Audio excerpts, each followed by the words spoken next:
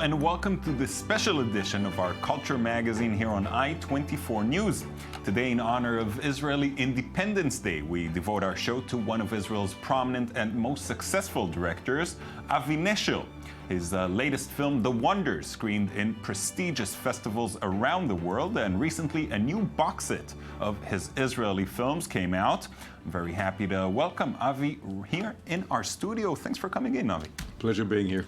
So before we start talking about your work, your films, and Israeli society in general, let's take a look at a short retrospective of your work that we've prepared. Avi Nesher, a name that speaks for all Israelis, is an iconic filmmaker of Israeli cinema. In 1978, at the ripe age of 24, the young Nesher blew up the box office with his first feature film. Haleaka, The Troop, recounts the adventures of a young man who was accepted into an Israeli military band. Starring 1970s rock icon Dizengoff, the film with its hit soundtrack is one of the most beloved Israeli films of all time. This controversial success was followed by Nesher's provocative second feature, Dizengoff 99, which quickly catapulted to the status of cult movie. Sex, rock and roll, and a few drugs, the film captures the young Tel Aviv lifestyle of the 70s and features a daring sex scene, especially for its time. In 2004, decades after his early successes, Nesher left behind a successful Hollywood career to move back to Israel and create yet another Israeli box office hit. In turn left at the end of the world, Nesher returned to the 1960s in Israel, but this time deep in the Negev desert, where a Moroccan community lives alongside new Indian immigrants. Nesher's ability to discover young talents served him well again in his 2007 film The Secrets, which also stars French film star Fanny Ardant. In this mystical drama, a guilt-ridden woman meets two young Midrashah students who try to help her cleanse her spirit. Nesher has been prolific the last decade. His most recent film, The Wonders, is an urban Jerusalem film noir featuring a bohemian graffiti artist, an imprisoned prophet, a cynical private eye, and a red-headed femme fatale. Variety wrote about Nesher's latest masterpiece that it offers a stylish and amusing riff on Chinatown by way of Alice in Wonderland. These are only a few of Nesher's films. His filmography also includes cinematic gems like Raging Glory, The Taxman, and The Matchmaker. Nesher is the only film director to have directed box office hits both in the 70s and in the 21st century.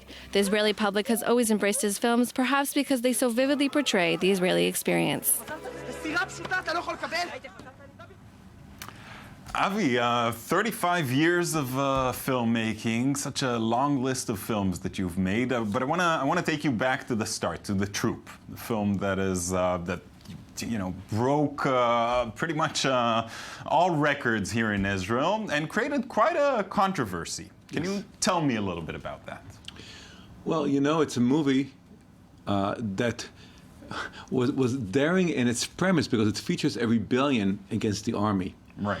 And it ends with a song that was forbidden to sing, the Song of Peace. Mm-hmm. So we're talking late 70s. Israel was still, pretty much in a state of shock after the Yom Kippur War, just before the arrival of Sadat, and the movie pretty much preached everything that was wrong and forbidden. It was very much in the spirit of letting go, of not considering the army the most important thing in the world. Was very anti-militaristic, and it was very subversive because it was funny and light, and it didn't preach to the choir. Right. It was everything that was not popular in Israel at the time. Yes, and the movie was embraced by the Israeli public, and also people who were not, who were politically not in line with the politics of the movie. So it created quite a stir because it had a real presence here. So it's kind of surprising that in a way it became a staple of the Israeli Independence Day. Well, which it did. Because people misread Israelis. I mean, people think Israel is a militaristic society and very Spartan, and Israelis are first of all against any authority. You know, I mean, basically, I mean, Israel is organized anarchy, right? I mean, and it is not sure about the organized, but within the confinements of anarchy, right? So, and the movie was very much, you know, anti-authority, you know, and the army was the greatest authority. So I think Israelis deep down inside embraced the values of the movie the way Americans deep down inside embraced the values of a Western, you know, of the guy who does the right thing, the guy who rides from the hills and cleans up town and rides back, you know. There was just something that touched some mythical nerve within the Israeli soul. I see. Now, in The Troop, in other films as well, and Turn Left at the End of the World, The Matchmaker, you go back to the 60s. What is it about the 60s? Because for me, the late 60s is the second most important time in the history of Israel. Of course, you have 1948, which is, you know, a birth of a nation. And then 1968, this country changed completely after the Six-Day War, which allowed people to breathe for the first time. You know, the great victory of the war let people think that now they want to have a life. You know, the way people Until had life. Then it was more about survival and then it was about actually living. Survival and sacrifice. And it was clear. I mean, when I was a boy, clearly it was all about going to the army and defending your country. And you know, it was functional. I mean, you know, the country was in danger. You know, the threats were concrete.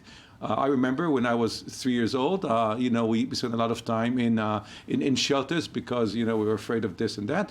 And in '67, this cloud kind of lifted, and Israel wanted to be just like everyone else. And of course, the '60s, you know, around the world.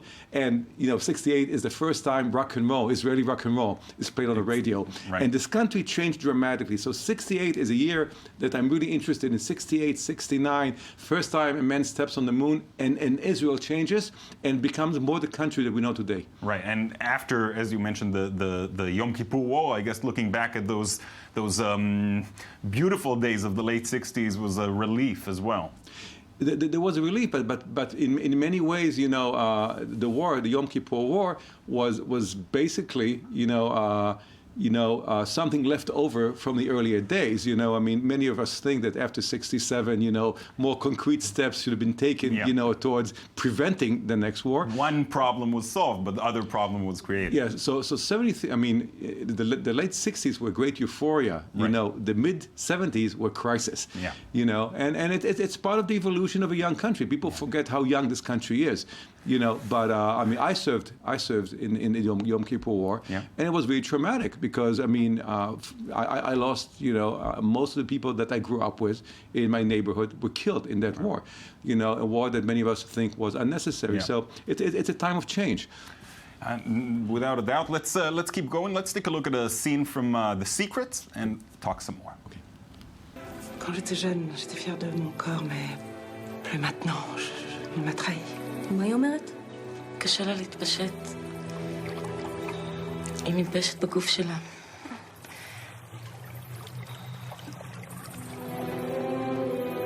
אמא שלי, זיכרונה לברכה, אמרה לי שדווקא הטבילה במקווה לימדה אותה לחיות בשלום עם הגוף שלה. גם אחרי הלידות, גם בזמן המחלה. תגידי לי. אלתיקה... אתה.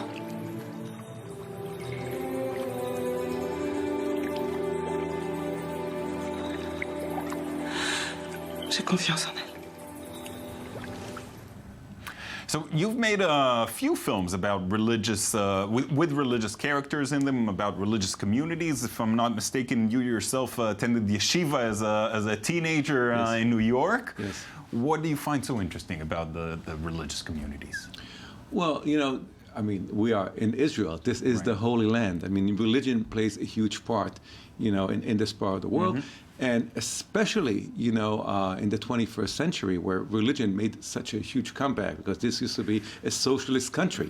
Very secular. And very secular, and, you know, I mean, and there's no vacuum in nature. When socialism died out, religion, and religion is something which is wonderful and very threatening. And there's no clear separation of church and state in this country, which is very, very dangerous and complex, and yet the world of religious people is fascinating, and I'm a great defender of anyone who dares attack it, and I'm a great defender of secular values when they're being attacked. So I'm very interested in the tension between the two worlds, because it's very much apparent in Israeli society. Right. And do you know if these films were seen within religious communities? What kind of feedback did you get from them? Well, the interesting thing, I mean, supposedly religious people are not supposed to see cinema. It's a sin. But when The Secrets came out, I was told by some ushers at some theaters that in the early morning shows, they would have like religious women. I mean, the movie is very feminist. The movie is about feminism within a religious community. So many religious women would sneak into theaters, for early morning shows to see the movie, I assume without their husband's permission and the rabbi's permission. And again, I believe that cinema should be subversive. Cinema should play a part within, evoking thoughts and getting people to think and act out. So that's a great feeling, to be able to get to this crowd that usually doesn't go to the cinema, and to come to see your film. I'm sure it feels wonderful. Well, that's the idea. I'm a great believer in not preaching to the choir. I mean, making movies with people who think like me is a waste of time. Right. The great strength of cinema, it can reach everybody. And when you make a movie that wants to provoke thought, and you get to the people who normally, would not see it. Certainly. That's the idea, pretty much. Yeah. Now, let's talk a little bit about politics. A lot of Israeli films tend to be political, and a lot of the political Israeli films get more international recognition. I feel that you've kept political issues away, especially since Rage and Glory, one of your earlier films. Was it a conscious decision? I studied international relations in university, and I'm very interested in politics. And politics are not about black and white. It's a lot of gray and various shades of gray. And when you make a political movie, cinema is manipulative by nature, and to be manipulative politically is a sin. It's a horrible thing. And for me, cinema should be about people and should be about ideas. And politics change. When you see an anti-Vietnam movie today, I mean, people barely remember, what was the fuss about. So the idea, I think, is to talk about, universal values such as war or religion, or things that will be there many years after the specific war, the specific issue is gone. Television is a much more effective medium, an immediate medium to deal with specific politics. So my movies, do conduct a political discourse, within the society that they're created, but they do not wave a flag. I hate cinema that waves flags. It's more an undertone. It's an undercurrent, sort. Yes. I see. All right, let's now take a short break, see a clip from the theme song for The Wonders, and talk some more. זה הזמן להתעורר, הבית מתפורר, נצא מאחורים ביחד די להסתתר, תרימו את היד, תפתחו את הפה, מול כולנו אין סיכוי שהם יחזיקו על הרבה, זה הזמן להתעורר, הבית מתפורר, נצא מאחורים ביחד די להסתתר, תרימו את היד, תפתחו את הפה, מול כולנו אין סיכוי שהם יחזיקו על הרבה, זה הזמן להתעורר. So this film you wrote with Sha'anan Street, the musician, very talented musician. He also wrote the song, of course. At least in the last decade or so, you tend to write with someone. I find it very inspirational. I used to be a jazz musician when I was younger. Really? Not very good and not very talented, but certainly enthusiastic. And there's nothing I love more than having people come into your life and come into your art and sharing ideas and having a discourse. And I think it's really, and I love working with people who do not necessarily come from cinema. Sha'anan is a musician, but he's an incredibly talented person, and he's a storyteller. And I've worked with playwrights and novelists, and I just think that the Makes movies a more rich experience. Yeah, it's a richer, it's a deeper experience, and it makes you step outside your own boundaries, because otherwise you're playing the same record again and again. Speaking of boundaries, you worked in the U.S. for 15 years. You had a good career there. Why? I mean, what drew you back to Israel, I guess, is the question. Because with Israel I have a love affair, because Israel is home. I mean, I love America, and I love American culture, and I feel very much at home there. And but when I'm here, the stakes are different.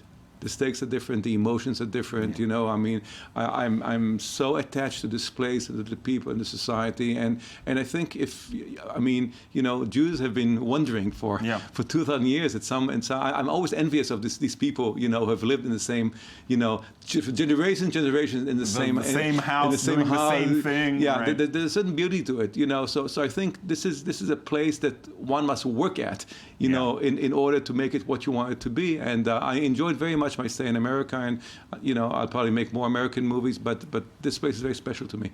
Last questions, because unfortunately we're running out of time. What's next? I'm actually working on an American movie. Oh, okay, wonderful.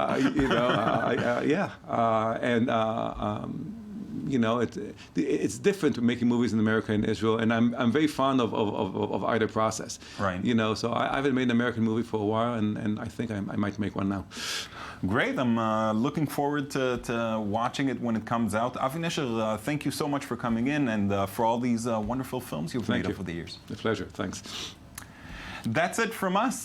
Thank you for joining us for this special edition of Culture. You can find other shows on our website, i24news.tv. You can also find us on Facebook and on Twitter. And after the holiday, you're welcome to join us again for a whole new edition of Culture. Thanks.